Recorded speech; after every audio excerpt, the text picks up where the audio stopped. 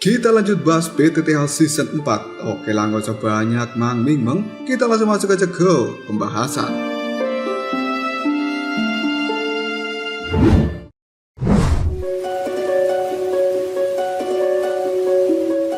Ledakan api teratai Buddha milik Xiaoyan benar-benar menggemparkan kekaisaran Jiama. Pihak kerajaan pun menyuruh Pak Tua Jia Xingtian atau Jia Lao untuk menyelidiki sumber ledakan bersama dengan Yunzi. Di tempat ini, Yunzi menemukan serpihan armor yang membuatnya cukup kaget karena serpihan armor ini adalah miliknya yang telah diberikan pada Yao Yan. Karena lokasi ini cukup dekat dengan tempat Mojang, Yunzi akan menuju ke sana untuk mengumpulkan beberapa informasi tentang apa yang telah terjadi. Cerita kemudian berpindah ke markas tentara Baja Jantan. Akibat pertempuran dengan Mojang, Xiaoyan yang terluka parah beberapa hari tidak sadarkan diri dan beberapa tabib pun menyerah. Mereka tidak mampu berbuat apapun. Hal ini dimanfaatkan oleh Luobu untuk berbuat keonaran dengan melepaskan kadal gurun yang baru saja dia tangkap, dan kali ini berhasil melukai Xiaoli. Namun akhirnya Luobu turun tangan ketika kadal gurun itu hendak membunuh Xiaoli. Xiaoyan yang sudah membuat gurunya kembali tertidur terus dihantui oleh rasa bersalah. Jika dirinya tidak mengejar kekuatan besar, kemungkinan gurunya masih akan bisa bertahan hingga detik ini. Hal ini benar-benar membuat Xiaoyan terpukul dan akhirnya dia pun tersadar dari pingsannya. Xiaoyan benar-benar merindukan gurunya, namun semuanya sudah terjadi. Dia baru sadar setiap kali meminjam kekuatan dari gurunya, maka hal itu akan membuat kekuatan jiwa milik Yao Lao menjadi melemah. Kedua kakak Xiaoyan merasa cukup senang pada akhirnya adiknya telah tersadar. Tidak lama kemudian, muncullah Pak Tua Hei Bodong yang terlihat lebih muda karena kekuatannya berangsur-angsur telah pulih. Dia pun diminta oleh Xiao Ding untuk merahasiakan kasus Xiaoyan yang telah membunuh pimpinan keluarga Mo karena orang itu merupakan anggota dari sekte Yunlan. Maka hal ini akan menjadi rumit jika sampai sekte Yunlan mengetahui Xiaoyan yang telah membunuh Mojang. Xiaoyan yang merasa kekuatan jiwanya telah rusak dan tidak mampu membuat obat untuk Pak Tua Hei Bodong. Dia pun memberikan resep pil obat ungu supaya Pak Tua Hei Bodong mencari alkamis lain demi membuat obat untuknya. Melihat keputusasaan Xiaoyan ini, Pak Tua Hei Bodong menyarankan Xiaoyan untuk pergi ke rumah lelang meteor di ibu kota kekaisaran Jiama demi mencari bahan obat pemulih kekuatan jiwa yang telah rusak. Dan Pak Tua Hei Bodong akan mengantarkan Xiaoyan ke tempat itu. Kedua kakak Xiaoyan merasa Luobu memiliki rencana busuk namun tidak berani bertindak karena ada Pak Tua Hei Bodong di tempat ini. Mereka pun akan menjebak Luobu atas saran dari Pak Tua Hei Bodong dan kemudian menyingkirkan sumber masalah itu. Malam harinya, Xiaoyan ingin memulihkan kekuatan menggunakan api teratai hijau. Namun kekuatannya terlalu besar yang bahkan mantra api tidak mampu menyerap kekuatan besar dari api teratai hijau. Xiaoyan pun kebingungan dan akhirnya dia melihat ular putih yang ada di sampingnya. Xiaoyan menggunakan kesempatan ini untuk menyalurkan energi dari api teratai hijau ke ular putih itu yang kemudian langsung diserap habis. Dan akhirnya majreng, ular putih kecil itu pun berubah menjadi Tante Medusa yang berada di pelukan dari Xiaoyan. Mereka saling berpandangan. Dan ini adalah pertama kalinya Xiaoyan memandangi Tante Medusa dalam jarak yang sangat dekat.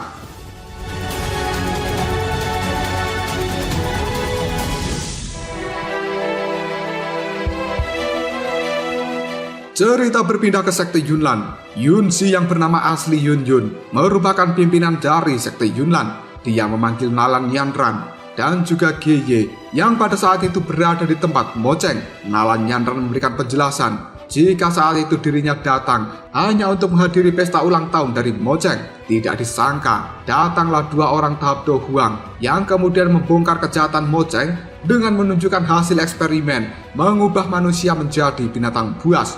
Nalan Yanran sudah meminta Mojang untuk menjelaskan semuanya, namun orang itu memilih untuk diam. Dan akhirnya Nalan Yanran memutuskan hubungan Mojang dengan sekte Yunlan. Dia pun lalu pergi dan tidak tahu selanjutnya apa yang terjadi. Sementara tetua dari sekte Yunnan menyarankan kejahatan Mojang tidak perlu diselidiki lagi. Hal ini malah akan membuat nama baik dari sekte Yunnan menjadi tercoreng. Bagaimanapun juga, Mo Cheng adalah anggota dari sekte Yunlan. Karena dia sudah mati, anggap saja tidak ada yang tahu kejahatannya. Yun Yun sebagai pimpinan dari sekte Yunlan pun setuju dengan ucapan dari tetua itu. Lagi pula, mereka harus fokus dengan perjanjian 3 tahun dari Nalan Yanran. Di tempat Xiaoyan, Ratu Medusa tidak ingin melepaskan gigitan dari jari Xiaoyan. Dia terus melakukan penyerapan energi dari api teratai hijau di dalam tubuh Xiaoyan. Hal ini membuat Xiaoyan terlihat cukup panik. Meski dia mengancam ratu itu, namun Ratu Medusa masih tidak ingin melepaskan gigitannya hingga dia benar-benar puas menyerap energi yang ada di dalam tubuh Xiaoyan. Setelah berhasil lepas, Xiaoyan pun memilih menghindar dan Ratu Medusa merasa Xiaoyan adalah orang yang sangat berani karena dia merupakan orang pertama yang melakukan ancaman pada Ratu Ular ini. Selain itu, Xiaoyan juga telah mengambil ular putih yang merupakan cangkang Ratu Medusa, kemudian dijadikan sebagai hewan peliharaan.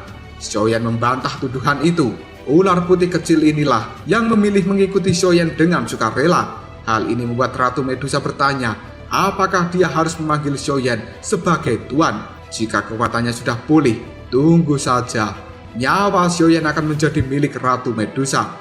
Karena seorang yang berhak dipanggil tuan oleh Ratu Ular ini belum muncul di dunia. Setelah mengatakan hal itu, Ratu Medusa kembali berubah menjadi ular putih kecil. Dia terlihat kelaparan dan Xiaoyan memberikannya esensi api kristal ungu. Sementara Xiaoyan pada saat ini merasa kemampuan mengendalikan api teratai hijaunya telah meningkat. Bahkan dia mampu mengubah kekuatan api teratai hijau menjadi cambuk. Namun tiba-tiba saja cambuk ini lepas kendali dan hampir mengenai ular putih kecil. Namun ular putih kecil yang telah meminum esensi kristal ungu langsung memberikan semburan api ungu untuk melawan cambuk api teratai hijau milik Xiaoyan. Hal ini membuat Xiaoyan cukup takjub. Dia merasa ular putih kecil ini mampu mengubah satu tetes esensi kristal ungu menjadi kekuatan yang sangat mengerikan.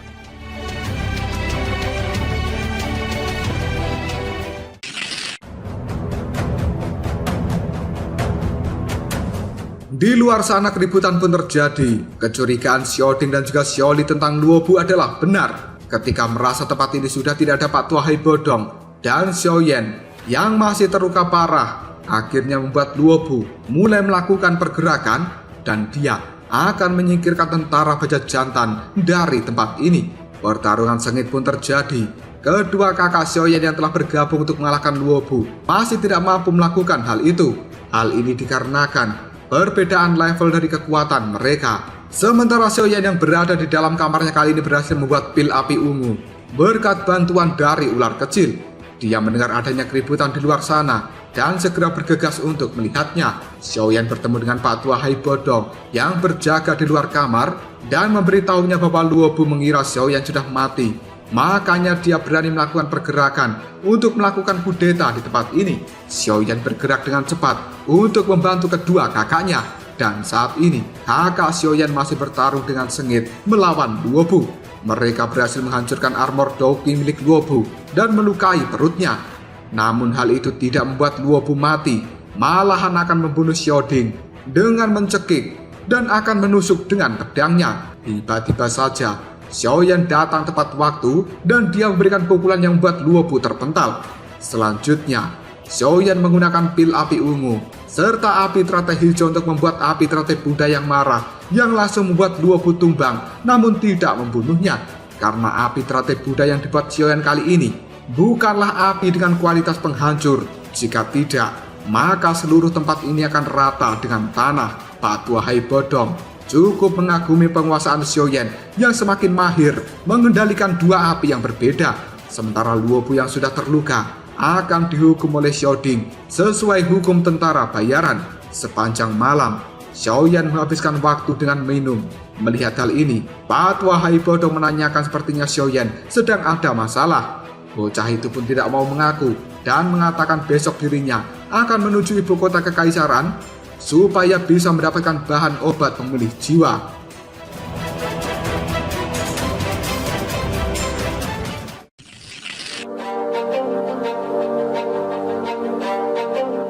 Xiaoyan yang terlihat cukup frustasi kini terus mabuk di dalam kamarnya dan dia tidak mengetahui jika sebenarnya sedang dimata-matai oleh sosok hitam dari luar ruangan. Tidak lama kemudian kakak Xiaoyan menyusul ke dalam kamarnya dan mereka bertiga minum bersama. Dikarenakan esok hari Xiaoyan akan pergi, dia memberikan kedua kakaknya gulungan teknik supaya kedepannya mereka mampu menghadapi Luo Bu jika orang itu kembali melakukan pemberontakan. Xiaoding lalu bertanya, sebenarnya ada masalah apa sehingga Xiaoyan terlihat sangat murung. Xiaoyan hanya mengatakan dirinya memiliki kesalahan yang sangat fatal, dan kedua kakaknya pun memberikan nasihat bahwa semua orang di dunia ini pasti pernah berbuat salah, namun yang paling penting adalah bagaimana memperbaiki kesalahan itu. Xiaoyan mengutarakan maksudnya bahwa besok dirinya harus pergi ke ibu kota Kekaisaran Jiama dan perjanjian 3 tahun sudah semakin dekat.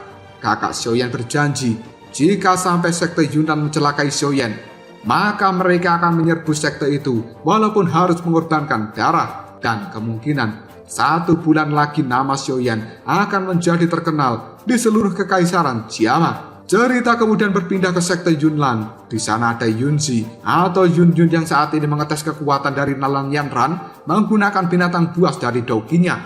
Kali ini Yunzi terlihat cukup murung karena dia selalu teringat dengan Yaoyan, apalagi setelah menemukan serpihan dari armor yang telah dia berikan pada Yaoyan. Semakin membuat hati Yunzi merasa sangat cemas. Nalan Yanran berhasil mengalahkan binatang dogi. Dia pun menemui Yunzi dan melihat kecemasan gurunya itu. Sementara Yunzi berpesan jika dirinya besok akan pergi untuk memeriksa sesuatu, dan Nalan Yanran harus giat berlatih selama gurunya tidak ada. Karena perjanjian 3 tahun sudah semakin dekat, Nalan Yanran tidak boleh bersantai sedikit pun. Namun Nalan Yanran saat ini merasa cemas dengan kondisi kakeknya yang telah terkena racun, dan ini semua tidak luput dari kesalahan Nalan Yanran yang membuat kekacauan dengan keluarga Xiao. Sementara Yunzi menyuruh Nalan Yanran untuk tenang saja karena dia akan meminta Raja Pilguhe mencoba menyembuhkan kakeknya.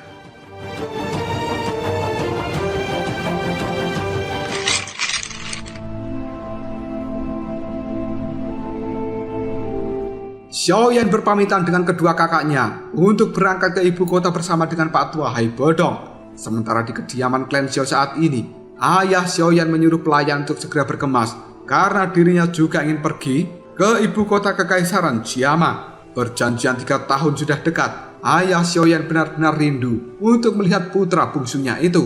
Di atas binatang terbang, Pak Tua Hai Bodong menyarankan Xiaoyan untuk terbang saja karena hal itu lebih cepat dilakukan daripada menggunakan binatang ini. Namun Xiaoyan merasa tidak mampu karena kekuatan jiwanya belum pulih, dan Pak Tua Hai Bodong berjanji akan membantu Xiaoyan memulihkan kekuatan jiwanya karena dia tidak mau mencari alkemis lain demi bisa membuat pil ungu pemulih jiwa untuknya. Pak Tua Hai Bodong sudah mantap dengan Xiaoyan, dan tidak lama kemudian Xiaoyan berpapasan dengan 3 bocah alkemis yang terlihat cukup kaget karena Xiaoyan dengan usia yang masih muda sudah menjadi alkemis tingkat 2. Ketiga bocah itu pun memberikan informasi bahwa di Kekaisaran Jiama akan segera diadakan kompetisi alkemis, dan Xiaoyan jangan sampai melewatkan hal itu. Dalam obrolan ini, tiba-tiba saja muncul alkemis dari Kekaisaran Zhuyun yang sebenarnya juga telah dikirim untuk mengikuti kompetisi alkemis di Kekaisaran Jiama. Karena ini merupakan kompetisi paling bergengsi di Kekaisaran Jiama itu sendiri. Sosok misterius yang selama ini memata-matai Xiaoyan, dia pun memberikan laporan pada Xiao Sun-er yang ada di Akademi Jianan bahwa besok pagi Xiaoyan akan segera tiba di ibu kota Kekaisaran. Hal ini membuat Sun-er terlihat sangat senang. Selanjutnya, sosok misterius itu pun menyampaikan detail dari hasil memata-matai Xiaoyan dengan mengatakan bahwa saat ini Xiaoyan memiliki kemampuan yang sangat mengerikan karena dia bisa menggabungkan 2 api yang berbeda. Bahkan hal itu telah membuat seseorang di tahap Dohuang meninggal di tangannya. Selanjutnya, Xiaoyan juga dilindungi oleh Pak Tua Hai Bodong yang memiliki julukan Kaisar Es, dan dia merupakan salah satu dari 10 orang terkuat di Kekaisaran Jiama. Hal ini dilakukan oleh Hai Bodong karena dia merasa berterima kasih pada Xiaoyan yang telah melepaskan segel di tubuhnya yang dibuat oleh Ratu Medusa di masa lalu. Sementara untuk motif lain dari Patwa Hai Bodong, mata-mata itu belum mengetahuinya. Selain itu, mata-mata ini juga mengatakan kekuatan jiwa milik Xiaoyan sebenarnya sedang rusak, dan sosok misterius yang selama ini di dalam tubuhnya kembali tertidur. Sebenarnya, sosok misterius di dalam tubuh Xiaoyan itu sudah mengetahui ada mata-mata yang selama ini mengikuti Xiaoyan, namun dia memilih untuk diam, sehingga Xiaoyan tidak menyadari bahwa selama ini dirinya sedang diikuti oleh orang suruhan Xiao Zun'er. Selain itu, mata-mata ini juga mengatakan Yunzi sebenarnya adalah Yun Yun, pimpinan dari sekte Yunnan. Orang itu memiliki perasaan pada Xiaoyan. Mendengar hal ini, Zun'er pun terlihat cukup cemburu. Dia lalu menyuruh pengawalnya untuk segera pergi.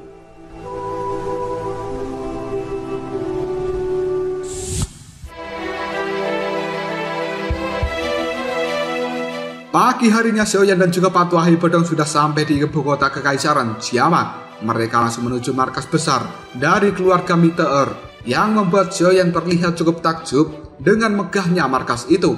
Hai Bodong pun menyampaikan bahwa keluarga Meteor itu merupakan salah satu dari 3 keluarga utama di kekaisaran Xiamen, dan mereka memiliki fondasi sejarah yang sangat kuat. Xiaoyan pun segera diajak masuk ke markas besar dari keluarga Meteor. Dan Hai Bodong memberikan penjelasan yang sangat detail tentang tempat ini, yang membuat Xiaoyan terlihat cukup bingung kenapa Patwa Hai Bodong itu terlihat sangat akrab dan tahu banyak soal tempat ini. Patwa Hai Bodong hanya bisa tersenyum yang kemudian mengajak Xiaoyan untuk pergi menuju tempat VIP. Saat ini, Patwa Hai Bodong dan juga Xiaoyan dicegah oleh 2 penjaga karena untuk memasuki tempat VIP harus memiliki kartu khusus.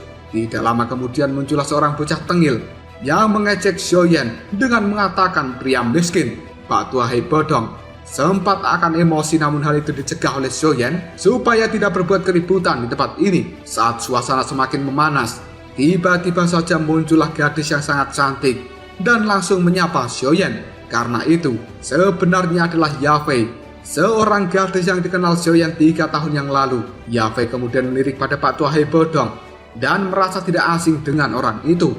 Namun Xiaoyan mengatakan bahwa dia adalah temanku, dan mereka pun diajak oleh Yafei untuk mengobrol di dalam saja.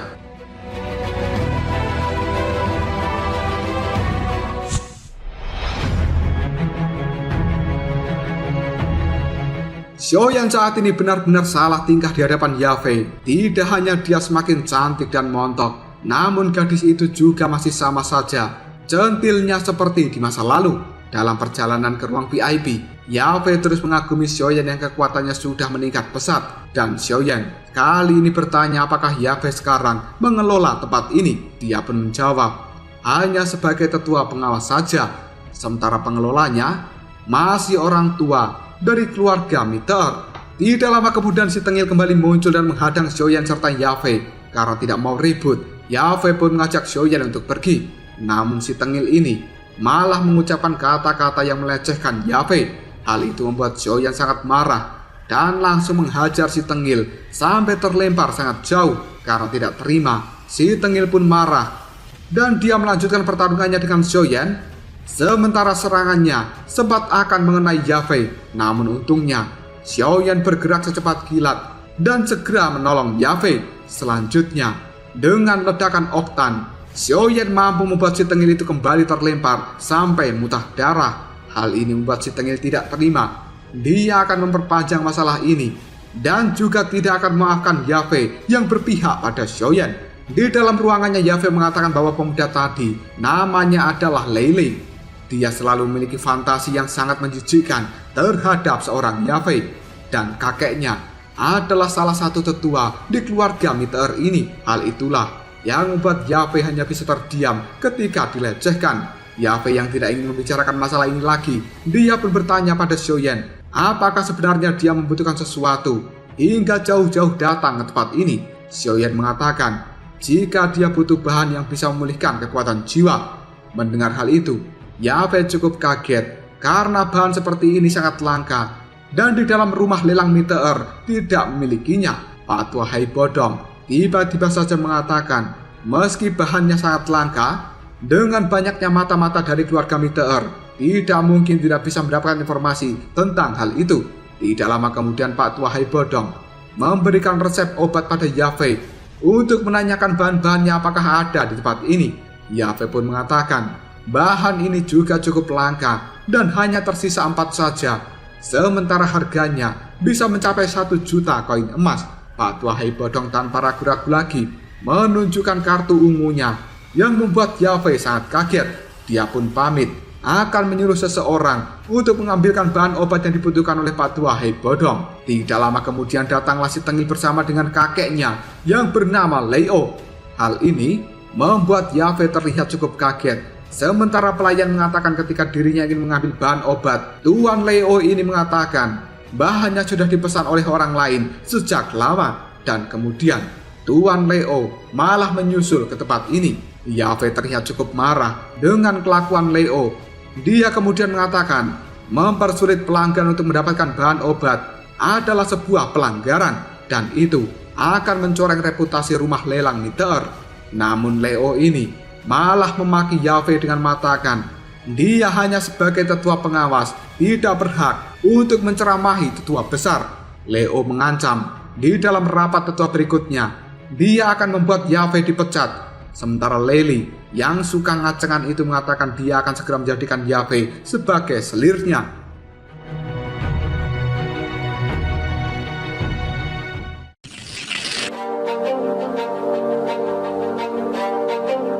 Xiaoyan yang merasa bocah tengil itu semakin keterlaluan, dia akan menghajarnya. Namun Leo juga akan turun tangan jika Xiaoyan berani bergerak. Dalam ketegangan ini, Pak Tua Hai Bodong pun tiba-tiba mengatakan, apakah Teng San dari keluarga Meteor masih hidup?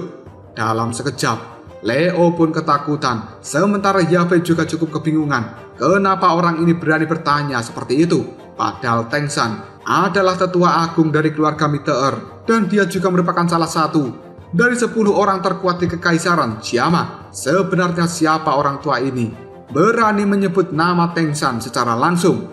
Bocah tengil Lele berkata tidak sopan dengan Pak Tua Hai Bodong yang langsung dikeplak oleh kakeknya. Sementara Hai Bodong menyuruh Leo segera mengambilkan bahan obatnya dalam waktu kurang dari setengah jam. Jika tidak, maka dia akan langsung dikeluarkan dari tempat ini dan tidak akan pernah menyandang lagi nama tetua.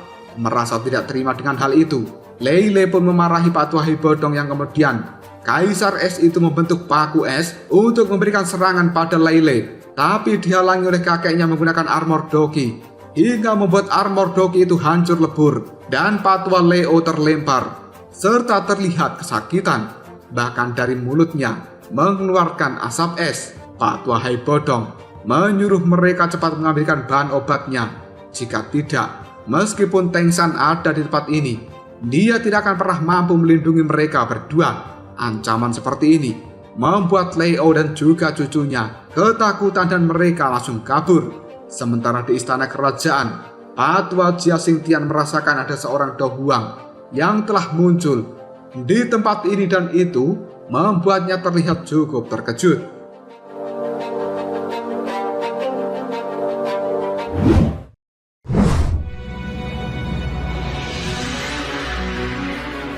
Yafei yang merasa Pak Tua Hai Bodong mengenal tetua Teng San, dia pun merasa bersalah atas kegaduhan ini yang kemudian akan mengembalikan kartu ungu milik Pak Tua Hai Bodong. Namun Pak Tua Hai Bodong menolaknya dan akan tetap mengikuti aturan dari rumah lelang ini. Tidak lama kemudian Leo pun muncul dan membawakan bahan obat yang dibutuhkan oleh Pak Tua Hai Bodong. Setelah menyimpannya, dia menyuruh Leo untuk pergi karena dirasa urusan di tempat ini sudah selesai. Xiaoyan mengajak Pak Tua Hai Bodong untuk segera pergi. Namun tiba-tiba saja ada suara seorang pelayan dari luar mengatakan bahwa Nona Nalan Yanran berkunjung pada Nona Yafei. Hal ini membuat Xiaoyan terlihat cukup panik dan dia langsung mengajak Pak Tua Hai Bodong untuk bersembunyi. Kedatangan Nalan Yanran adalah untuk sesuatu yang penting. Dia pun mulai menyampaikan maksud dan tujuannya pada seorang Yafei. Sementara Xiaoyan dan juga Pak Tua Hai Bodong hanya bisa mengintip dari tempat persembunyian. Dengan suasana hati Xiaoyan yang panas ketika melihat seorang Nalan Yanran.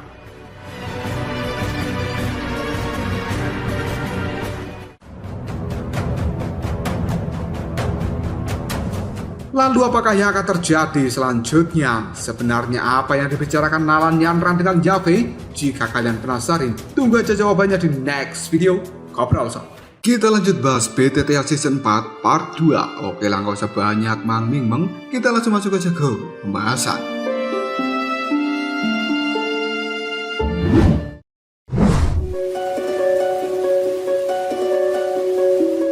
Kedatangan Nalan Yanran ke tempat Yafei adalah untuk meminta bantuannya. Dia menceritakan, bertahun-tahun yang lalu kakeknya membunuh monster level 5 yang sangat beracun, dan racun ini mengenai dirinya.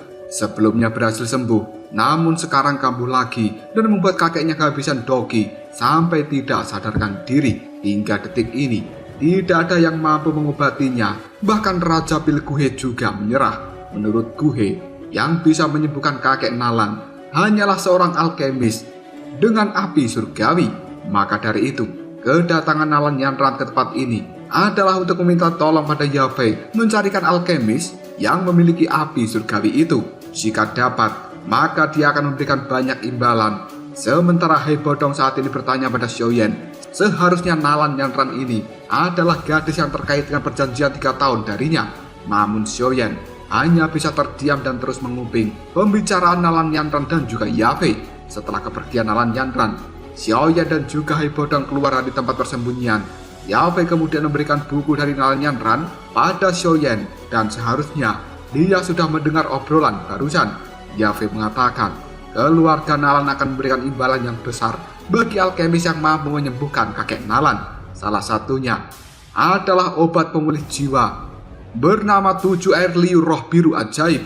Mendengar hal ini membuat Xiaoyan cukup terkejut sekaligus tertarik karena dia benar-benar membutuhkan bahan obat itu.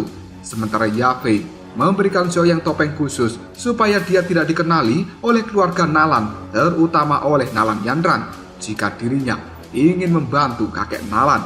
Selain itu, topeng ini juga mampu menyembunyikan aura asli dari seorang Xiaoyan. Bahkan seseorang di tahap doang tidak akan mampu mendeteksinya, dan itu bisa digunakan untuk menghindari beberapa masalah yang tidak diinginkan. Karena Xiaoyan ingin pergi sendirian ke rumah Nalan Yanran, maka Patua Hei Bodong tidak menemaninya, dan dia berencana untuk menemui seseorang. Dalam perjalanan ke tempat Nalan Yanran, Xiaoyan pun dicegat oleh sosok hitam yang membuatnya harus bertarung. Karena sebenarnya sosok hitam ini adalah pengawal Xiao Sun-er. Dia muncul ke tempat ini untuk mengetes kekuatan dari Xiaoyan. Namun dalam pertarungan ini Xiaoyan kalah telak karena perbedaan level kekuatan. Pada akhirnya Xiaoyan akan menggunakan gabungan api ungu dan juga api teratai hijau miliknya demi bisa menciptakan api teratai Buddha. Sebelum hal itu terbentuk, Patua Hei Bodong pun tiba-tiba saja muncul dan mencegah Xiaoyan. Dia akan melawan sosok berjubah hitam. Patua Hei Bodong mengetes kekuatan dari sosok hitam yang ternyata sosok ini juga berada di level Dou Huang. Tidak lama kemudian, sosok hitam itu pun memilih untuk pergi, dan Patua Hei Bodong mengatakan sosok itu sebenarnya tidak berniat untuk membunuh Xiaoyan. Barulah Xiaoyan menyadari ternyata sosok hitam memang tidak memberinya pukulan yang fatal di dalam pertarungan sebelumnya. Xiaoyan lalu meminta Patua Hei Bodong untuk mengawal dirinya sampai ke tempat Nalan Yanran. Setelah Xiaoyan pergi, sosok hitam kembali muncul dan mengagumi kekuatan dari Xiaoyan. Dia akan memberikan laporan pada Xiao Sun-er supaya tidak perlu cemas karena Xiaoyan pasti akan mampu mengalahkan Nalan Yanran.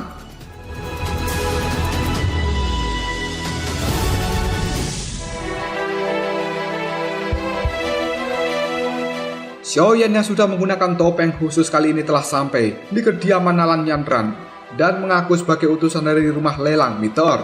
Setelah memastikan Xiaoyan aman, Hei Bodong pun pergi untuk pulang karena dia belum sarapan. Sesampainya di rumah lelang Meteor, Hei Bodong berkumpul dengan Teng San.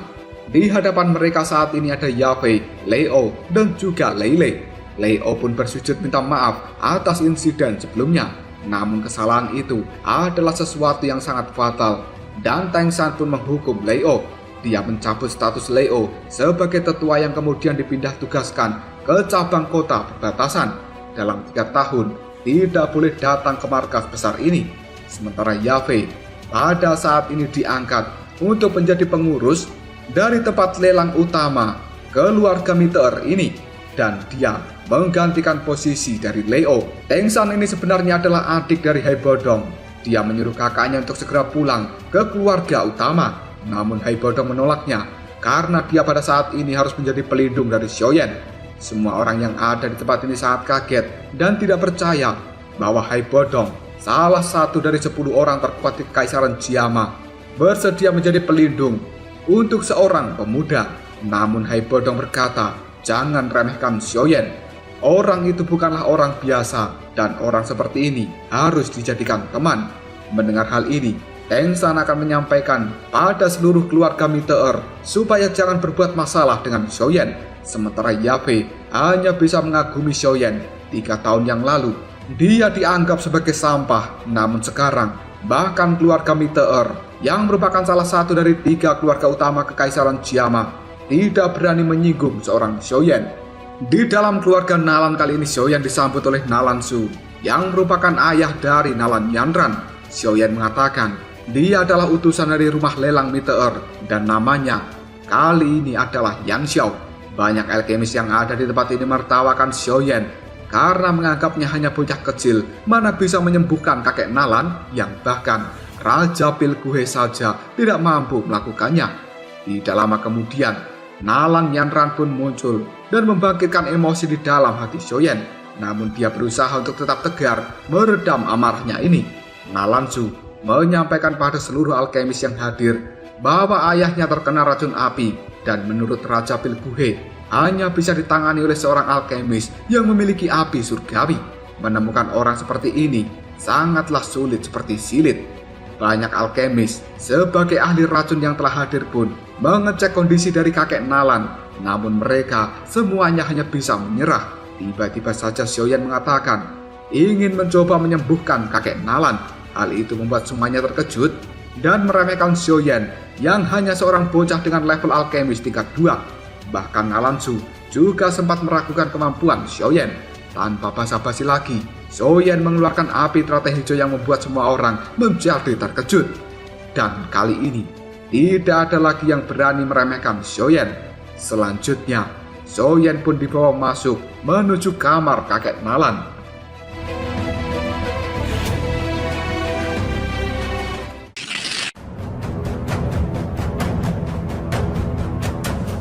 Xiaoyan melihat kondisi kakek Nalan yang benar-benar parah. Dia tidak punya cara lain selain memasukkan api surgawi ke dalam tubuh kakek Nalan demi bisa melawan racun api yang ada di dalamnya. Namun Nalan Yanran mengetahui bahwa ini memiliki resiko yang sangat berbahaya dan dia bertanya berapa peluang keberhasilan dari Yang Xiao. Xiaoyan pun menjawab kurang dari 50%. Jika tidak berani mengambil resiko ini, maka biarkan saja kakek Nalan meninggal tersiksa oleh racun api di tubuhnya. Xiaoyan cukup kesal dengan Nalan Yanran dan dia akan pergi, namun dicegah oleh Nalan Su. Dia hanya bisa pasrah bagaimana baiknya, dan Xiaoyan menyuruh semuanya untuk minggir karena dia tidak bisa diganggu ketika sedang melakukan pengobatan. Tanpa banyak meng lagi, Xiaoyan pun segera memasukkan api teratai hijau miliknya ke dalam tubuh kakek Nalan. Dia pun bisa merasakan bahwa racun api yang ada di dalam tubuhnya benar-benar sudah menginfeksi sejauh ini, yang bahkan sudah membentuk rantai yang membelenggu jantung kakek Nalan hingga kondisinya sangat memprihatinkan. Di rumah lelang Meteor, Teng San cukup senang bisa bertemu kembali dengan kakaknya.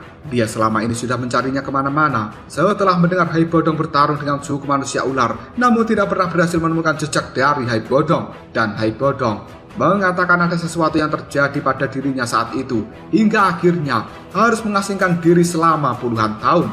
Namun semuanya sudah selesai dan dia bisa kembali ke tempat ini. Hai Bodong cukup puas dengan adiknya yang mampu mengelola rumah lelang Meteor dengan baik, dan seharusnya itu dulu adalah tugas dari Hai Bodong. Selama dia pergi, Hai Bodong ingin tahu apa saja yang telah terjadi di tempat ini. Teng San mengatakan bahwa sekte Yunnan beberapa tahun yang lalu dikabarkan telah kehilangan Yunsan karena gagal menerobos ke tahap Douzong.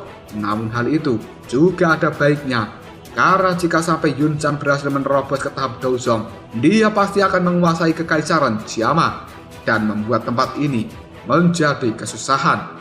Hai Bodong pun meminta adiknya untuk mencarikan bahan obat yang belum dia dapatkan untuk mengembalikan kekuatannya. Selain itu, dia juga meminta untuk dicarikan artefak surgawi yang bisa memulihkan jiwa.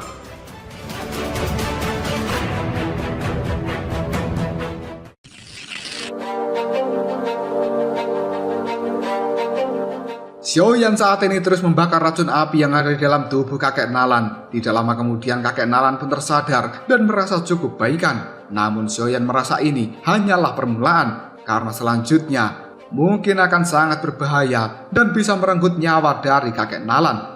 Orang tua itu hanya bisa pasrah dan juga percaya pada Xiaoyan bisa melakukan yang terbaik, tidak peduli jika dirinya harus mati. Tiba-tiba saja Nalan Yanran berteriak karena dia tidak ingin kakeknya mati. Sementara kakek Nalan memarahi cucunya itu. Semua ini juga karena ulahnya yang membatalkan perjanjian dengan keluarga Xiao dan membuat kakek Nalan emosi, lalu berkultivasi dengan cara berbahaya sampai dirinya terkena racun api. Melihat kondisi dari ayahnya semakin membaik, Nalan Su cukup kagum dengan Xiaoyan. Dengan usia semuda itu sudah menjadi alkemis hebat, bahkan memiliki api surgawi. Nalan Su tiba-tiba saja teringat dengan perjanjian 3 tahun yang telah dibuat putrinya dengan Xiaoyan. Gara-gara putrinya itu, banyak masalah yang telah terjadi di klan Xiao, beserta dengan Xiaoyan harus menanggung rasa malu. Hingga saat ini, 13 hari lagi, perjanjian 3 tahun akan dilaksanakan. Nalan Su mendengar kabar bahwa Xiaoyan sudah mendapatkan kembali kekuatannya. Dan kali ini, Nalan Yanran tidak takut walaupun dia sebenarnya merasa bersalah dengan klan Xiao. Tapi dia memiliki keyakinan bahwa apa yang telah dia lakukan adalah benar, dan dia sangat percaya diri bisa mengalahkan Xiaoyan. Namun jika di dalam pertarungan dia kalah, maka Nalan Yanran bersedia menjadi budak Xiaoyan seumur hidupnya. Seperti apa yang telah ia janjikan pada Xiaoyan. Obrolan antara Nalan Yanran dan juga ayahnya membangkitkan ingatan Xiaoyan tentang kejadian 3 tahun yang lalu ketika dirinya memutuskan hubungan klan Xiao dengan keluarga Nalan. Sebagian racun api di dalam tubuh kakek Nalan sudah berhasil dimurnikan, namun orang tua itu sudah tidak kuat lagi dan terpaksa Xiaoyan harus menghentikan pemurnian hari ini untuk dilanjutkan esok hari.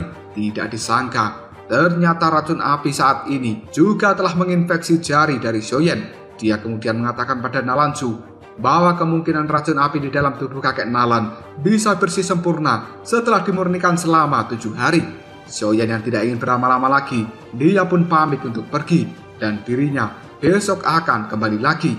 Sementara Nalan Yanran disuruh oleh kakeknya mengejar Yan Xiao dan mengantarkannya sampai gerbang luar. Nalan Yanran pun mengikuti Yan Xiao dan dia memuji pengendalian api milik Yan Xiao. Seharusnya dia bisa menjadi alkemis tingkat 3 dengan mengikuti ujian alkemis, namun Yan Xiao tidak membutuhkan hal itu. Selanjutnya, Yan Xiao pun bertanya pada Nalan Yanran, tingkat kultivasinya saat ini berada di tahap apa? Gadis itu tidak mau mengaku, sementara Yan Xiao hanya bisa menggunakan kekuatan spiritual untuk mengecek kekuatan dari Nalan Yanran. Gadis itu pun menyadari apa yang telah dilakukan oleh Yan Xiao, yang kemudian bertanya apakah level kekuatan sangat penting sampai harus dicek secara diam-diam menggunakan kekuatan spiritual. Yan Xiao mengatakan dirinya hanya penasaran saja, karena dikabarkan Nona Nalan Yanran ini adalah calon pimpinan selanjutnya dari sekte Yunlan. Maka dia ingin tahu seberapa hebat yang disebut dengan calon pimpinan sekte terkuat di Kekaisaran Jiama saat ini.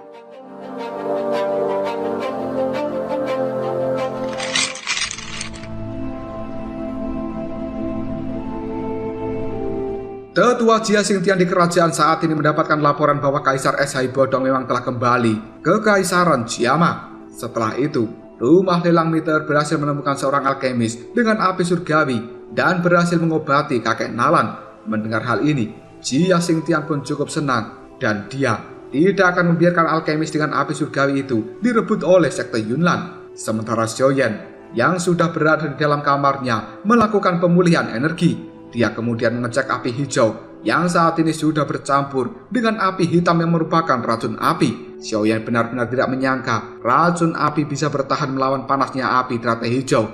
Hal ini membuat Xiaoyan segera mengecek inti api teratai hijau di dalam tubuhnya. Dan benar saja, inti api itu sudah dikelilingi oleh racun api yang sangat murni dengan kekuatan besar.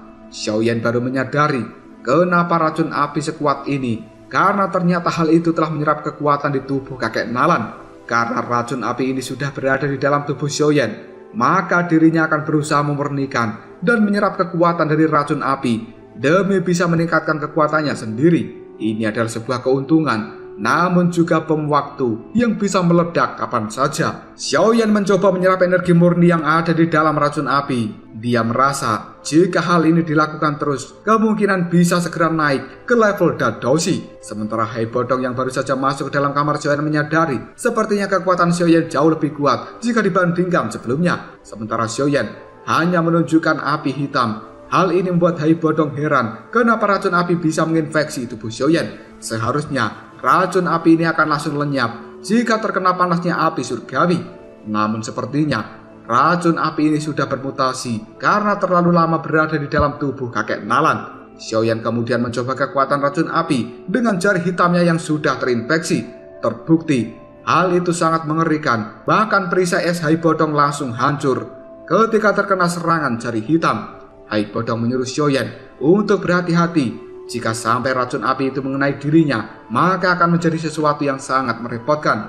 Xiaoyan buru-buru minta maaf karena dirinya terlalu ceroboh. Kali ini, Xiaoyan berada di pusat asosiasi alkemis. Berdasarkan informasi dari Hai Bodong, tempat ini adalah pasar perdagangan bebas dan Xiaoyan bisa mencari bahan obat yang dia butuhkan. Tidak lama kemudian Xiaoyan mendengar ada seorang memanggilnya yang ternyata itu adalah Lin Fei, murid dari guru Aotuo yang ditemui di kota Black Rock saat itu. Lin Fei selalu mengikuti Xiaoyan ketika berkeliling pasar. Dia sangat cerewet dan membuat Xiaoyan harus berlari meninggalkan Lin Fei. Namun gadis ini masih saja tidak mau pergi dari sisi Xiaoyan.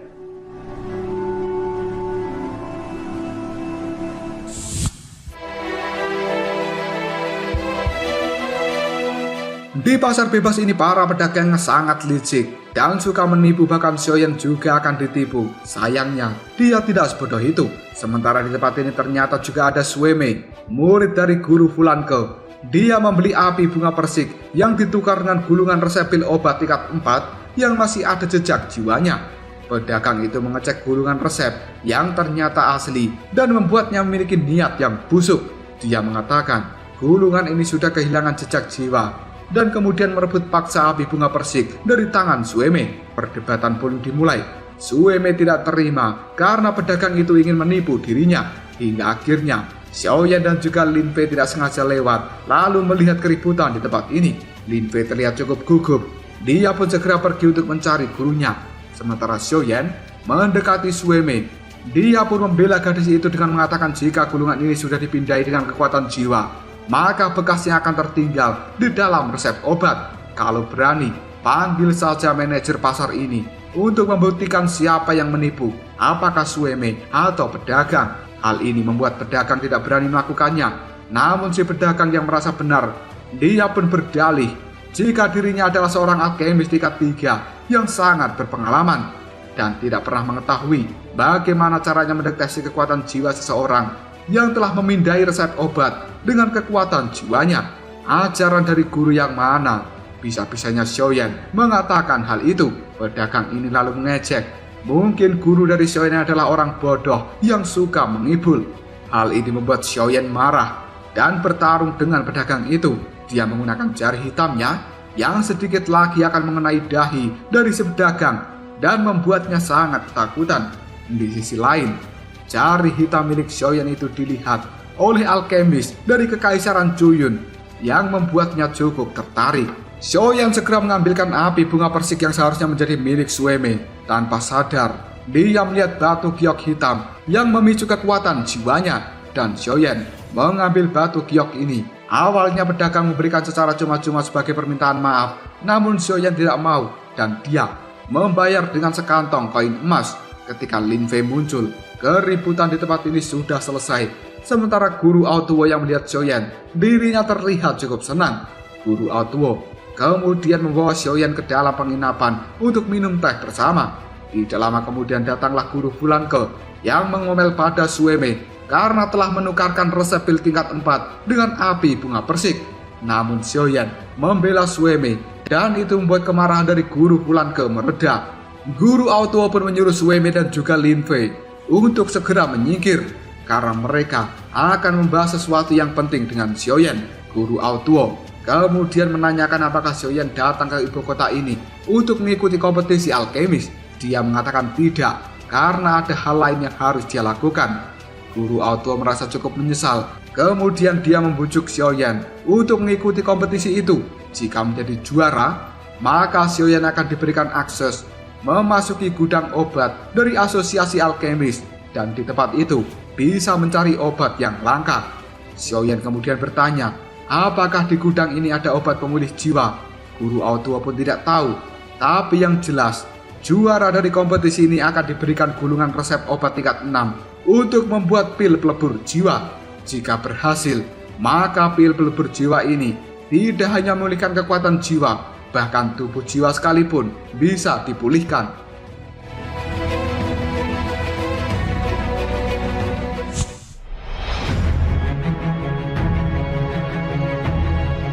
Xiaoyan merasa cukup tertarik dengan kata-kata dari Guru Aotuo, dan tiba-tiba saja Xiaoyan merasa aliran waktu di tempat ini segera berhenti.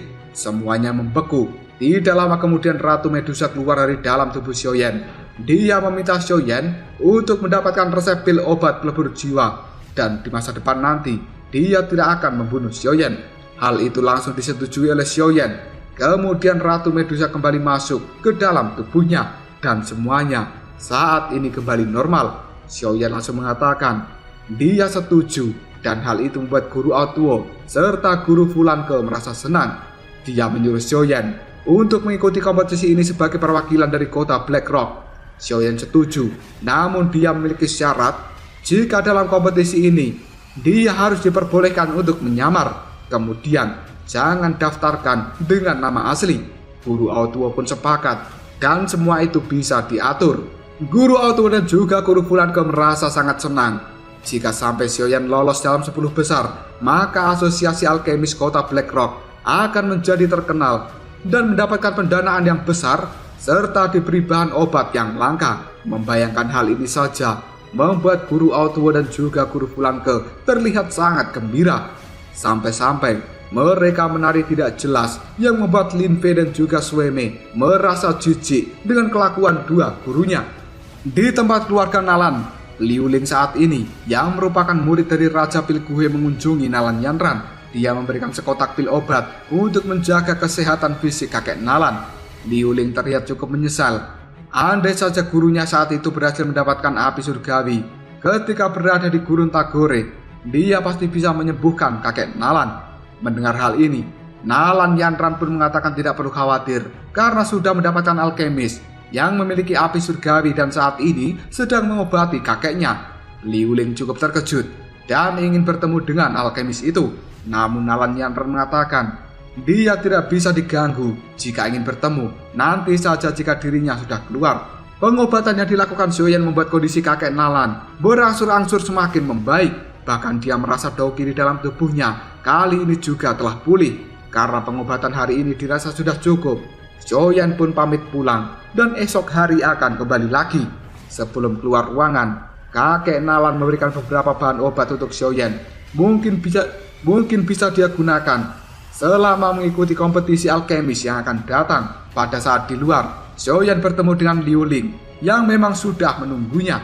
Mereka saling berkenalan dan akhirnya Xiaoyan tahu bahwa Liu Ling ini juga merupakan seorang alkemis serta murid dari Raja Pil Guhe. Liu Ling memuji kehebatan Xiaoyan. Di usia yang masih muda sudah memiliki api surgawi, dan dia pun bertanya siapa gurunya. Xiaoyan yang tidak mau membahas hal ini hanya mengatakan gurunya bukan orang terkenal seperti Raja Pil Guhe, yang kemudian Xiaoyan pamit pergi.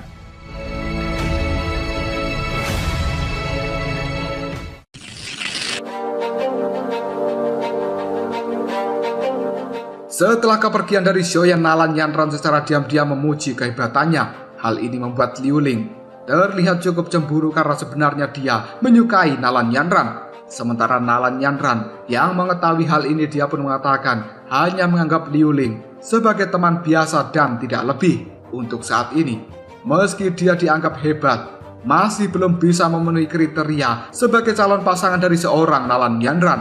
Dan Liu Ling akan menggunakan kompetisi alkemis demi bisa membuktikan bahwa dirinya memang layak menjadi orang yang pantas bersanding dengan Nalan Yanran. Malam harinya, di dalam kamarnya, Xiaoyan mencoba memurnikan racun api di dalam tubuhnya, dan dia merasakan manfaat luar biasa karena dalam sekejap saja sudah membuat Xiaoyan berada di level Doushi bintang 7. Namun tiba-tiba saja racun api menyebar ke leher Xiaoyan, dan hal itu membuatnya mengalami halusinasi yang cukup mengerikan karena dia merasa bertarung dengan Nalan Yanran dan tidak bisa mengalahkan gadis itu. Bahkan Xiaoyan harus melihat ayah dan juga gurunya mati tergantung, sementara tubuh Xiaoyan sendiri saat ini sudah dibelenggu oleh rantai hitam besar dari racun api. Untungnya ada Pak Tua Hai Bodong yang menyadarkan Xiaoyan. Dia lalu bertanya, ada apa sebenarnya? Xiaoyan mengatakan, setiap kali dirinya mengobati kakek Nalan, racun api di dalam tubuhnya menjadi semakin pekat.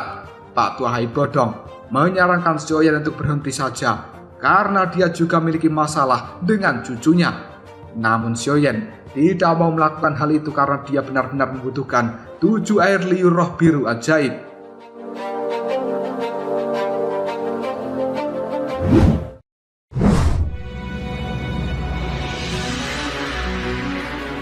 Pagi harinya di Asosiasi Alkimia kota ini akan diadakan ujian internal alkemis. Xiaoyan pun hadir untuk mengikuti ujian ini. Tidak lama kemudian muncullah seorang gadis bernama Yue. Dia berasal dari keluarga kerajaan dan juga ingin mengikuti ujian ini. Saat berada di dalam ruangan, Xiaoyan tidak sengaja bertemu dengan Liu Ling yang mengajak putri Yue kemudian mengatakan bahwa ini adalah Yan Xiao yang memiliki api surgawi. Hal itu membuat putri Yue penasaran dan ingin melihat api surgawi milik Yan Xiao. Namun Yan Xiao menolaknya. Hal itu membuat putri Yue terlihat cukup kesal. Liu Ling kemudian mengatakan bahwa putri Yue ini adalah putri dari kerajaan Jiama, sekaligus murid dari presiden asosiasi alkemis Pak Tua Fama. Xiaoyan tidak peduli dengan siapa yang ada di hadapannya karena Xiaoyan sedang tidak ingin pamer apapun. Dia langsung pergi dan hal itu membuat putri Yue sangat marah. Kemudian menyerang Yan Xiao. Segala macam serangan api milik putri Yue bisa dipatahkan dengan mudah oleh api ungu milik Xiaoyan. Hal ini membuat putri Yue menjadi semakin kesal dan mengeluarkan bola api raksasa. Sebelum berhasil melepaskan serangan itu, Pak Tua Fama muncul dan menghancurkan bola api milik putri Yue. Hal ini membuat putri Yue mengatakan pada gurunya bahwa dia hanya mengetes kemampuan dari Yan Xiao. Sementara Raja Pilguhe yang juga telah datang bersama dengan Pak Tua Fama, ketika melihat Xiaoyan, dia pun mendekatinya dan berniat untuk melihat api surgawi. Namun Xiaoyan tidak mengizinkan karena hal itu bukan untuk pamer. Selanjutnya, Raja Pilguhe merasa tidak asing lalu bertanya, apakah sebelumnya di suatu tempat pernah bertemu dengan Yan Xiao?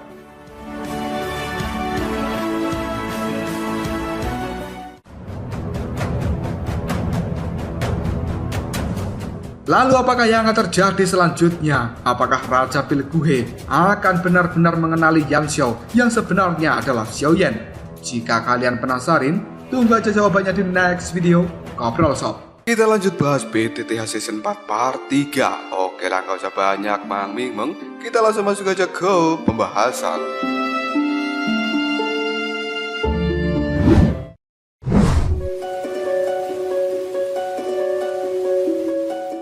Xiaoyan hanya terdiam ketika Guhe bertanya apakah mereka pernah bertemu. Yang kemudian Guhe mengklarifikasi sepertinya dia salah dalam mengenali orang. Tiba-tiba saja Guhe memuji guru dari Xiaoyan yang memberikan pengajaran dengan sangat bagus untuk tidak pamer dan sombong hanya karena memiliki api surgawi. Hal ini membuat Guhe ingin bertemu dengan guru Xiaoyan. Namun Xiaoyan mengatakan gurunya adalah orang yang tidak suka bertemu dengan orang luar karena dia adalah pribadi yang suka menyendiri. Tidak lama kemudian, Guru Autuo pun muncul dan Pak Tua Fama menanyakan di mana perwakilan dari Asosiasi Alkemis Kota Blackrock yang akan mengikuti ujian internal hari ini. Karena yang lolos nantinya akan dikirim untuk mengikuti kompetisi alkemis. Dengan penuh semangat, Guru Autuo pun berlari ke arah Xiaoyan dan memperkenalkan bahwa inilah Yan Xiao yang mewakili kota Blackrock-nya. Yue merasa tidak suka dengan Yan Xiao. Sementara Tetua Fama memuji kemampuan Yan Xiao, lalu meminta maaf atas kenakalan Yue. Ujian internal pun akan segera dimulai. Tetua Fama mengatakan bahwa siapapun yang lolos dalam ujian ini akan dikirimkan sebagai perwakilan dari Kekaisaran Jiama untuk mengikuti kompetisi alkemis. Semua peserta menuju ruang ujian masing-masing untuk ujian pembuatan dan juga pemurnian obat. Sementara Xiaoyan merasa dirinya harus berhati-hati dan jangan sampai mengeluarkan api teratai hijau karena ada guhe di tempat ini. Jika tidak, maka orang itu pasti akan segera mengenali api teratai hijaunya. Ujian kali ini dibatasi oleh waktu. Jika waktunya habis dan pembuatan obat belum selesai, maka akan dinyatakan gagal. Sementara obat yang jelek juga dinyatakan gagal. Alat penghitung waktu pun diaktifkan. Secara resmi ujiannya telah dimulai. Semua peserta ujian mengeluarkan keahliannya masing-masing. Sementara Tetua Fama, Raja Bilguhe, dan juga yang lainnya mengawasi dari luar menggunakan sebuah hologram. Xiaoyan membuat obat hanya dengan api ungunya, dan Guhe cukup kecewa karena Xiaoyan tidak mengeluarkan api surgawinya. Sementara Pak Tua Fama kini membaca informasi dalam buku yang mengatakan bahwa Kekaisaran Juyun mengirimkan banyak alkemis level 3 untuk mengikuti kompetisi mendatang. Sepertinya mereka berencana merebut kemenangan dari Kekaisaran Jiama. Namun hal ini adalah sesuatu yang mustahil. Tidak lama kemudian, Guhe dan juga Tetua Fama mengatakan bakat Yan Xiao ini cukup luar biasa dan tidak boleh disia-siakan. Guhe akan membawa Yan Xiao untuk berlatih di sekte Yunlan. Tapi Tetua Fama tidak mau kalah dan dia akan merekrut Yan Xiao ke dalam asosiasi alkemis miliknya.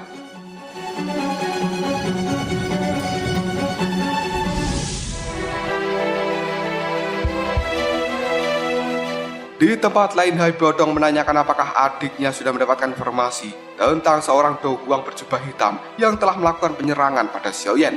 Teng San mengatakan belum mendapatkan informasi itu, namun ia menemukan banyak mata-mata dari Kekaisaran Juyun yang telah muncul di tempat ini. Sepertinya itu terkait dengan kompetisi alkemis yang akan datang. Sementara di ruang ujian, Xiaoyan yang sedang fokus membuat obat tiba-tiba saja merasa cukup pusing. Dia kemudian kembali mengalami halusinasi akibat racun api di dalam tubuhnya kembali aktif dan kali ini telah menyebar ke seluruh tubuh dari Xiaoyan. Namun Xiaoyan masih tidak mau menggunakan api teratai hijau untuk menetralkan racun api di dalam tubuhnya. Dia benar-benar tidak mau ketahuan oleh Guhe. Tidak lama kemudian, seseorang telah keluar dari dalam ruang ujian karena itu adalah Liu Ling. Semua orang yang hadir di tempat ini memuji Liu Ling. Dan tidak heran, dia bisa menjadi murid dari Raja Bilguhe. Detik berikutnya, disusul oleh Yue yang juga sudah menyelesaikan pembuatan obatnya. Sementara Guru Aotuo cukup khawatir kenapa Xiaoyan tidak kunjung keluar, padahal waktunya sudah hampir habis. Satu persatu para peserta mulai keluar, dan tinggal Xiaoyan sendiri yang belum ada tanda-tanda akan segera keluar dari ruang ujian. Bahkan hal ini sampai diremehkan oleh putri Yue. Mungkin Yan Xiao itu memang tidak sehebat yang orang katakan. Di dalam ruang ujian sendiri, Yan Xiao masih berjuang melawan racun api di dalam tubuhnya. Bahkan kedua tangan dan juga bibirnya sudah menghitam. Mengetahui waktunya sudah hampir habis, Xiaoyan pun buru-buru menelan beberapa pil api ungu dan mengerahkan seluruh kekuatan untuk segera memurnikan obatnya. Guru Aotuo benar-benar resah dan juga gelisah. Dia berdoa, memohon keajaiban supaya Xiaoyan lolos ujian ini dan bisa mengharumkan nama kota Black Rock. Ketika Tetua Fama akan mengumumkan waktu ujian telah selesai, tiba-tiba saja Xiaoyan muncul dengan tubuh yang berkobar api ungu. Putri Yue merasa Yan Xiao adalah orang yang sangat beruntung karena bisa keluar tepat waktu. Sementara peserta yang lainnya mengatakan, jika memurnikan daun besi hitam itu adalah sesuatu yang paling sulit dan tidak akan pernah bisa diselesaikan dalam waktu yang singkat. Mungkin obat milik Yan Xiao ini akan memiliki kualitas terburuk. Saatnya pengetesan kemurnian obat pun dimulai. Tetua Fama mengeluarkan alatnya dari dalam lantai. Setelah obat dimasukkan ke dalam alat ini, maka akan dihitung nilainya. Karena nilai tertinggi akan mendapatkan nilai 10, sementara yang terendah adalah 1. Minimal harus mendapatkan nilai 4 jika ingin lolos dalam ujian ini. Xiaoyan yang merasa sudah tidak tahan untuk menahan racun apinya, dia kali ini maju duluan untuk pengetesan. Namun hal itu segera dicegah oleh Liu Ling karena Xiaoyan yang keluar terakhir. Lebih baik dia juga menjadi orang terakhir di dalam pengetesan ini.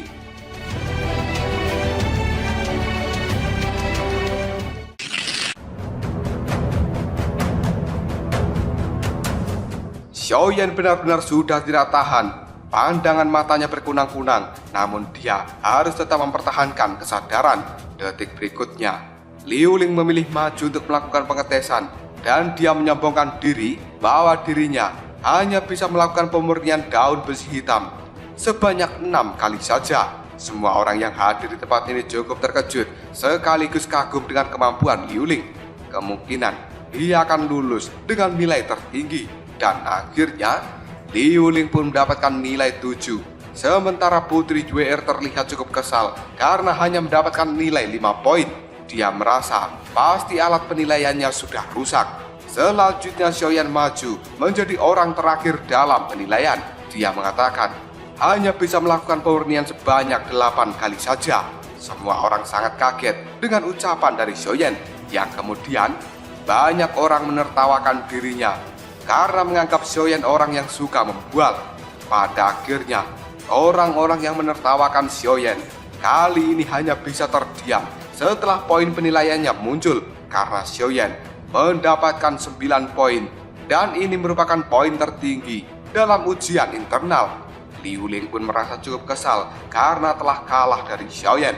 Tetua Fama kemudian memberikan pujian terhadap Yan Xiao. Selama ini, bocah itu menyembunyikan kemampuan aslinya, dan lencana alkemis level 2 di dadanya benar-benar tidak cocok dengan dirinya. Putri Yue juga merasa tertipu karena hanya melihat Yan Xiao dari lencananya saja, sedangkan kekuatan aslinya di atas alkemis level 2. Selanjutnya, Tetua Fama mengatakan semua peserta telah lolos ujian hari ini, dan mereka akan menjadi perwakilan kompetisi alkemis dari Kekaisaran Jiama yang akan diadakan esok hari. Tetua Fama memberikan motivasi penyemangat supaya mereka bisa melakukan yang terbaik dan mengharumkan nama Kekaisaran Jiama ini. Setelah semuanya selesai, Xiaoyan pun langsung pergi diikuti oleh guru Outwo, dan orang itu mengatakan kemungkinan nama Xiaoyan akan langsung terkenal dan dicari identitas aslinya. Xiaoyan mewanti-wanti guru Outwo untuk tetap merahasiakan identitasnya. Jika sampai terbongkar, maka dia tidak ingin mengikuti kompetisi alkemis ini.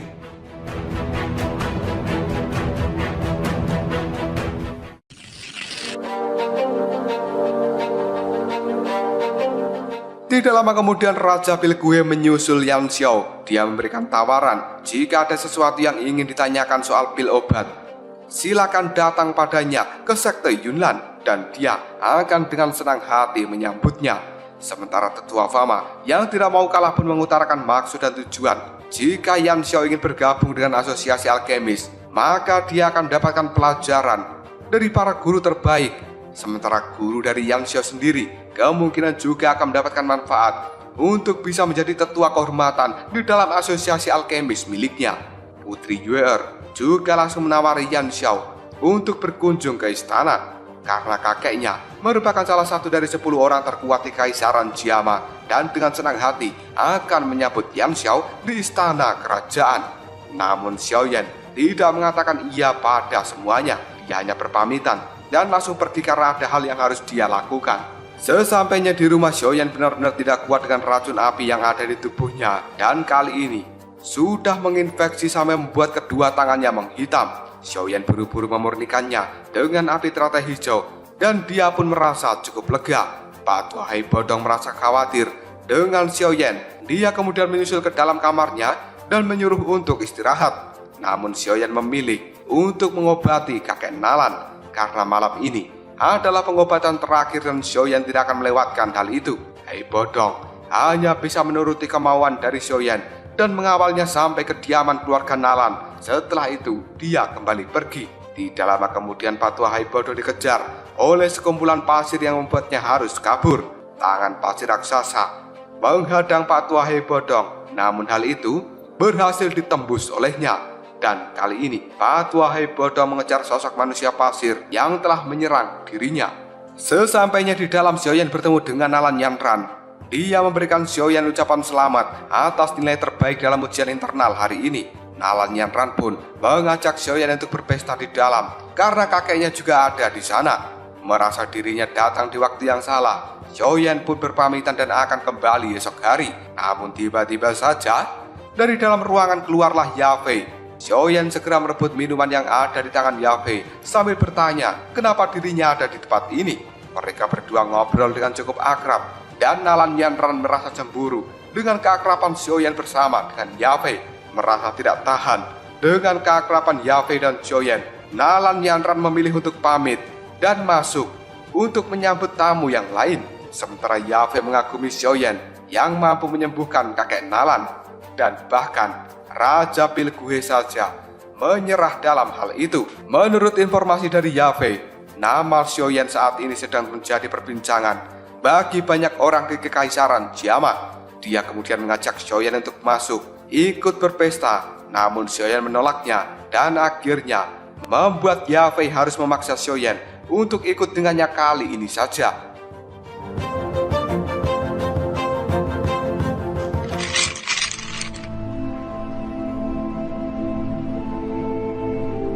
Kakek Nalanji mengundang orang-orang penting untuk merayakan kesembuhannya dari racun api yang telah menginfeksi tubuhnya selama bertahun-tahun dan membuatnya sekarat. Xiaoyan pun muncul bersama dengan Yafei yang kemudian diperkenalkan dengan kakeknya Teng San sekaligus pendiri rumah lelang Meteor.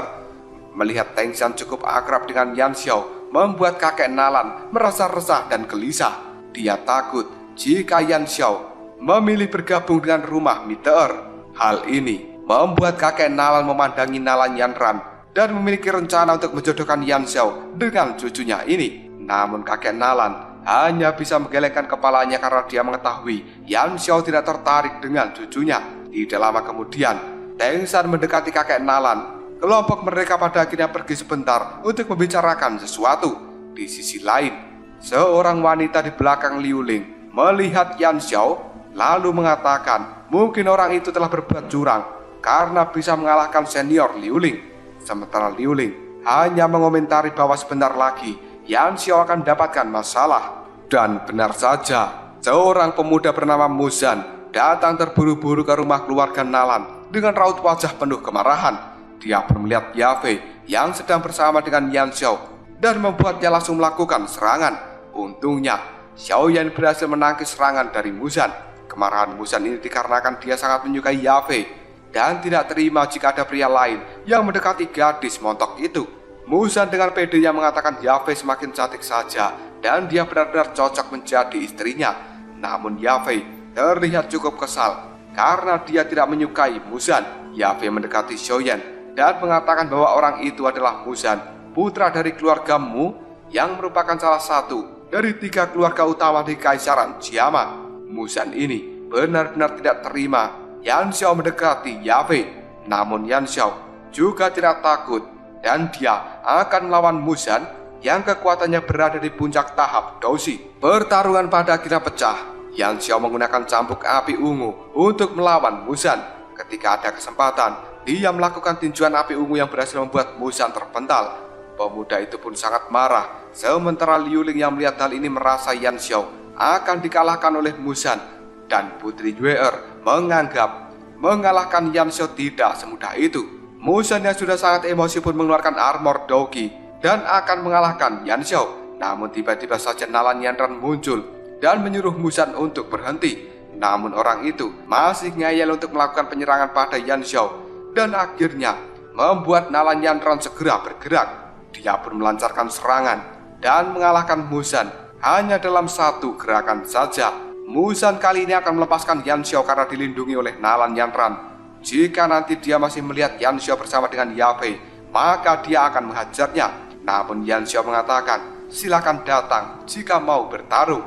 Tidak lama kemudian, kakek Nalan juga telah muncul. Dia segera memarahi Muzan yang masih saja sangat sombong. Hal ini membuat Muzan tidak berani melakukan apapun dan hanya meminta maaf karena membuat keributan di tempat ini. Sementara Teng San juga telah muncul.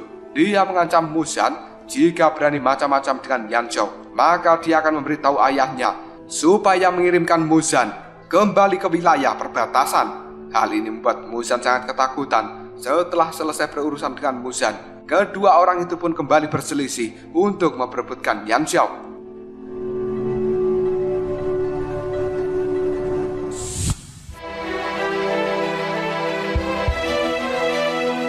Selanjutnya Xiaoyan mengatakan bahwa malam hari ini adalah pengobatan terakhir bagi kakek Nalan. Sementara kakek Nalan mengatakan setelah perjamuannya selesai, dia bisa langsung melanjutkan pengobatan. Dan kakek Nalan cukup senang mendengar hal ini. Dia pun menyuruh Yan Xiao untuk menunggu sebentar karena dirinya akan kembali setelah melakukan rapat. Sementara Teng San memberikan pujian atas kemampuan Yan Xiao karena penglihatan kakaknya Hai Bodong memang tidak salah. Teng San menyuruh Yafei memberikan bantuan yang terbaik jika Yan Xiao membutuhkannya. Setelah mengatakan hal ini, Teng San pun pergi untuk melanjutkan rapat yang tertunda karena keributan yang telah dibuat oleh Muzan.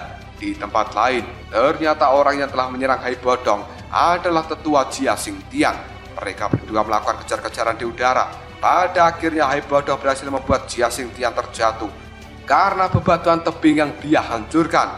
Tidak lama kemudian Jia Xingtian menampakkan dirinya dan mengatakan bertahun-tahun tidak bertemu. Namun Hai Bodong masih sama saja. Tetua Jia Xingtian bertanya apa yang sebenarnya terjadi ketika Hai Bodong berada di Gurun Tagore. Dan seharusnya Yan Xiao yang baru-baru ini terkenal memiliki hubungan dekat dengan dirinya. Patua Hai Bodong merasa sangat marah karena apa yang dia alami di Gurun Tagore semuanya adalah hasil tipu daya dari orang-orang kerajaan. Dan sebagai salah satu dari orang kerajaan, Hai Bodong akan menantang tetua Jia Xingtian. Pertarungan pun pada akhirnya kembali terjadi. Di sisi lain, Xiaoyan berduaan dengan Yafei dan dia menganggap Yafei telah menjadikannya sebagai tameng untuk melawan Muzan. Pantas saja dia memaksa Xiaoyan untuk masuk ke dalam dan ikut berpesta. Sementara Yafei melakukan ini semua karena dia terpaksa. Dirinya benar-benar takut dengan Muzan. Namun Xiaoyan tidak menyalahkan tindakan dari Yafei. Tidak lama kemudian Xiaoyan berpamitan untuk mengobati kakek Nalan. Sementara tetua Teng San datang menemui Yafei.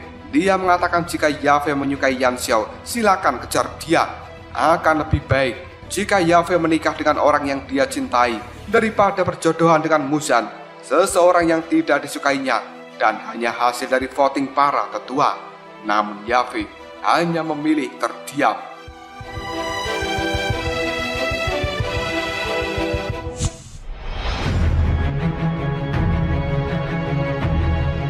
Pengobatan terakhir pun sudah terselesaikan. Kakek Nalan berterima kasih banyak atas bantuan dari Yan Xiao. Di masa depan nanti, jika Yan Xiao butuh bantuan, tidak perlu sungkan untuk mendatangi keluarga Nalan. Sambil minum teh untuk menunggu pelayan mengambilkan hadiah untuk Yan Xiao, kakek Nalan mengatakan bahwa posisi keluarga Nalan di Kaisaran Jiama sebenarnya sedikit canggung. Hal ini dikarenakan Kekaisaran Jiama memiliki hubungan yang kurang harmonis dengan sekte Yunnan. Untungnya pihak kerajaan memiliki tetua Jia Xingtian. Hal ini membuat pihak dari sekte Yunnan tidak berani berbuat banyak. Selanjutnya, setelah Nalan Yanran diangkat menjadi calon pimpinan berikutnya dari sekte Yunnan, situasinya menjadi semakin memburuk. Dan ketika kakek Nalan terkena racun api, banyak keluarga di Kaisaran Jiama ini memanfaatkan hal itu untuk mengambil keuntungan sendiri. Kakek Nalan kemudian meminta Yan Xiao menjalin hubungan baik dengan keluarga Nalan ini karena dia memiliki potensi yang cukup bagus. Dan kemungkinan alkemis satu-satunya di Kaisaran Jiama ini yang memiliki api surgawi hanyalah Yan Xiao. Di masa depan nanti, Raja Pilguhe saja tidak akan pernah bisa dibandingkan dengan Yan Xiao. Hadiah yang dijanjikan pun datang, yaitu rumput 7 air liur biru ajaib. Ini adalah salah satu tanaman yang diburu kakek Nalan sehingga dirinya terkena racun api.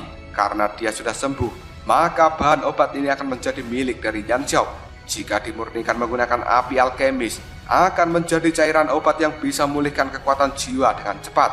Tanpa basa-basi lagi, Yan Xiao mengambil hadiahnya dan dia pamit untuk pergi karena ada hal yang harus dia selesaikan. Sesampainya di luar, Yan Xiao bertemu kembali dengan Yafei. Mereka mengobrol sebentar dan Yan Xiao akan pergi duluan. Sementara Yafei hanya bisa memandang Xiaoyan. Dia memiliki niatan untuk memulai kultivasi supaya bisa mengejar cinta di dalam hatinya, yaitu Xiaoyan. Selain itu, Yafei juga tidak mau terus-terusan dikendalikan oleh keluarganya. Dia ingin memiliki takdirnya sendiri. Tidak lama kemudian Xiaoyan melihat ada aura Do Huang berkejar-kejaran di langit sambil mengeluarkan aura yang sangat mengerikan. Xiaoyan buru-buru berlari untuk melindungi Yafei, dan semua orang pun heran kenapa ada keributan ahli tahap Do Huang di tempat ini, sementara Xiaoyan sudah tahu bahwa itu adalah Hai Bodong. Namun kenapa dirinya bertarung dengan seorang Do Huang yang lainnya?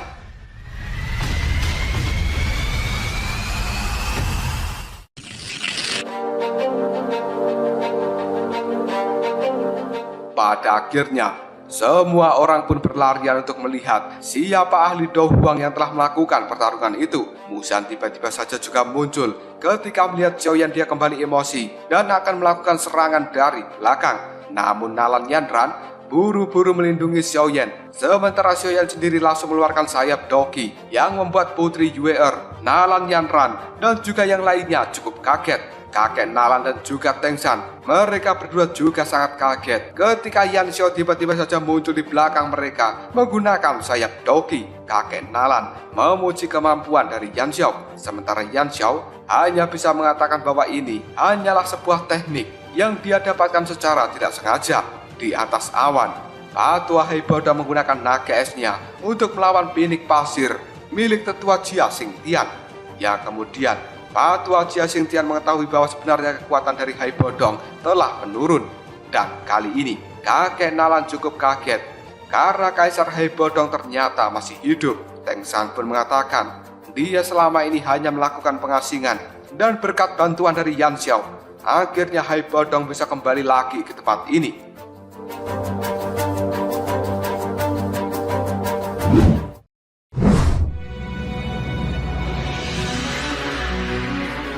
Sementara Putri Yue'er yang baru saja muncul cukup terkejut karena ternyata yang bertarung itu adalah kakeknya.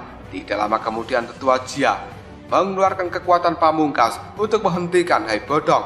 Menghadapi kekuatan seperti ini, Hai Bodong mengaku kalah dan juga menyerah. Dia sekarang bukan tandingan dari Jia Xingtian karena kekuatannya memang belum pulih sepenuhnya. Tetua Jia Xingtian pun membatalkan serangannya dan dia langsung memeluk Pak Tua Hai Bodong. Semua orang menyadari ternyata ini hanyalah pertarungan persahabatan karena mereka berdua adalah teman lama yang bertahun-tahun tidak bertemu. Akhirnya Pak Tua Hai Bodong dan juga tetua Jia Xingtian tertawa bersama karena pada akhirnya kekuatan dari Kekaisaran Jiama sudah kembali dan mereka merasa mampu bersaing dengan sekte Yunlan.